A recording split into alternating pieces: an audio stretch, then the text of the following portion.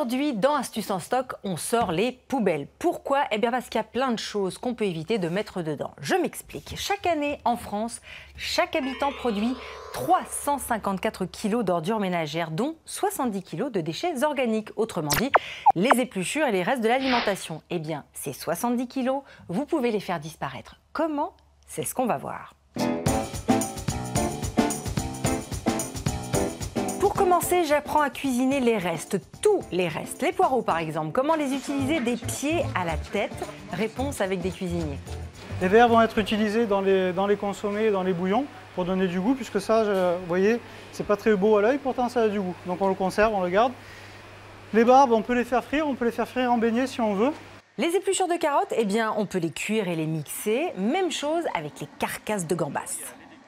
La queue et la tête de la gambasse que l'on récupère. Après, ça sera mixé pour extraire le maximum de saveur.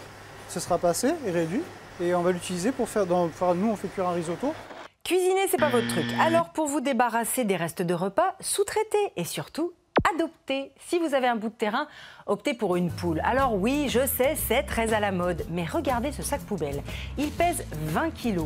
Et voilà ce qu'une seule gallinacée peut dévorer en un an, entre 100 et 150 kg de biodéchets. Ça marche quoi, ça fonctionne. Et puis après le résultat, c'est que vous avez des œufs. Avec 2 poules, une famille de 4 personnes peut réduire d'un tiers le volume de ses déchets. Je dis 2 car l'animal aime avoir de la compagnie et un peu d'espace, comptez environ 20 mètres carrés par poule. Bon, le coup de la poule, c'est bien, mais quand on habite en appartement, comment on fait? Eh bien là, on adopte une colonie de lombrics et on se lance dans le lombricompostage, comme Natacha sur son balcon à Grasse. On donne des légumes, du chou, des carottes. On a pas d'oignons, pas d'ail, pas de poireaux. Avoir des vers de terre dans votre appartement, ça vous dégoûte? Bah.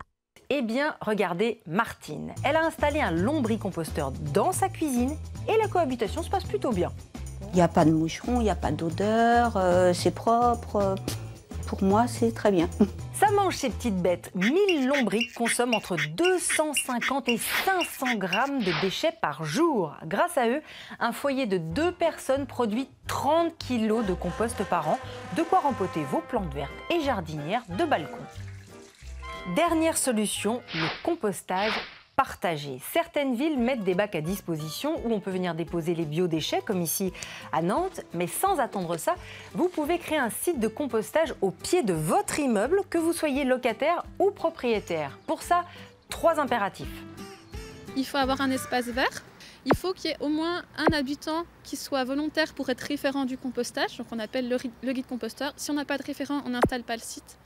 Et il faut l'accord du gestionnaire de l'immeuble. Pour en savoir plus, rendez-vous sur ces sites internet.